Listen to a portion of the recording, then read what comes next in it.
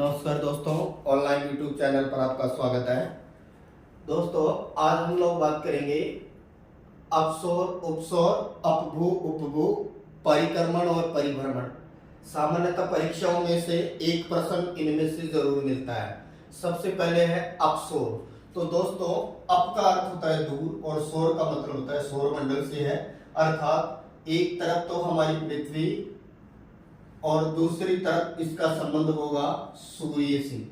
सूर्य और पृथ्वी, जब पृथ्वी सूर्य से सर्वाधिक दूरी पर होती है, अर्थात ये स्थिति बनती है जिसको दूरस्थ बोलते हैं, सर्वाधिक दूरस्थ स्थिति होती है, तब बोलते हैं इसको अपसौर। और ये जो स्थिति बनती है दोस्तों अपसौर की, ये याद रखिएगा, अपसौर की स्थिति बनती है 4 जुलाई को। 4 जुलाई को अपसौर की स्थिति बनती है। और बात करें, ये दूरस्थ स्थिति होती है किसके बीच? सूर्य और पृथ्वी के बीच, नाम है इसका अपसौर। दूसरा है इसका विपरीत होगा, वो कहलाएगा उपसौर। उपसौर में पृथ्वी जो होती है, ये पृथ्वी व और जो सूर्य होता है, इनकी जो स्थिति होती है दोनों की, ये निकटतम होती है, निकटतम अर्थात नजदीकी होती है। और ये स्थिति बनती है दोस्तों, ये बनती है 3 जनवरी को।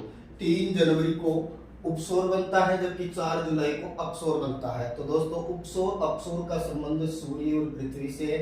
सूर्य जब पृथ्वी के निकटतम होता है तो उसे उपसौर बोलते हैं, जो कि 3 जनवरी को होता है। सूर्य पृथ्वी से दूरस्थ स्थिति में होता है, उसको अपसौर बोलते हैं। और ये स्थिति बनती है, ये 4 जुलाई को बनती है। दूसरा है दोस्तों उपभू और अपभू। उपभू और अपभू का संबंध, एक तरफ तो है चंद्रमा और दूसरी तरफ है पृथ्वी। अर्थात बात करें, जो हमारा जो मून है और जो हमारी जो पृथ्वी है, इन दोनों के बीच में है। अर्थात जब सूर्य, ये कहे कि चंद्रमा और पृथ्वी दोनों निकटतम होते हैं, निकटतम दोनों नजदीकी होते हैं, निकटतम होते हैं, तब तो इस स्थिति को बोलते हैं उपभू। और दोस्तों याद रखिएगा, ये स्थिति हमेशा बनती है पूर्णिमा को ही बनती है, ध्यान रखिएगा। उपभू का मतलब होता है निकटतम होना। दूसरा है अपभू। अपभू में इसका विपरीत होगा, अर्थात इसके अंतर्गत जो मून होगा, ये पृथ्वी से सर्वाधिक दूरस्थ स्थिति में होगा, अर्थात ये दूरस्थ यानी दूर की स्थिति में होगा। और ये जो स्थिति बनती है दोस्तों याद रखिएगा, ये अमावस्या को बनती है। तो दोस्तों याद रखना, अपभू और उपभू ये दोनों एक दूसरे के विपरीत है। उसी तरह अपसौर और उपसौर भी एक दूसरे के विपरीत है। अपसौर उपसौर का संबंध पृथ्वी और सूर्य से है, जबकि उपभू और अपभू का संबंध पृथ्वी और चंद्रमा से है। फिर है परिक्रमण और परिभ्रमण।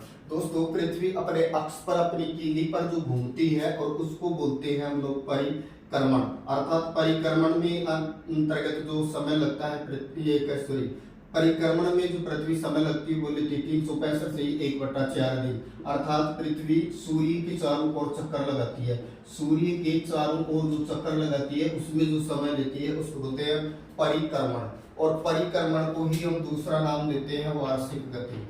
इसको पृथ्वी की वार्षिक गति के तौर पर जाना जाता है। जबकि पृथ्वी अपने अक्ष पर कीली पर घूमती है, और इसमें ये जो समय लगता है लगभग 24 घंटे, और इसको हम लोग दूसरे नाम से बोलते हैं, इसको बोलते हैं पृथ्वी की दैनिक गति। तो याद रखिएगा, पृथ्वी की 2 गतियां हैं, दैनिक गति और वार्षिक गति। वार्षिक गति के कारण जलवायु परिवर्तन होता है, जबकि दैनिक गति के कारण दिन रात बनते हैं, मौसम संबंधित परिवर्तन होता है।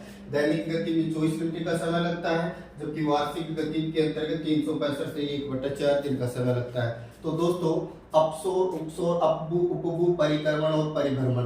परिक्रमण परिभ्रमण मतलब वार्षिक गति और दैनिक गति।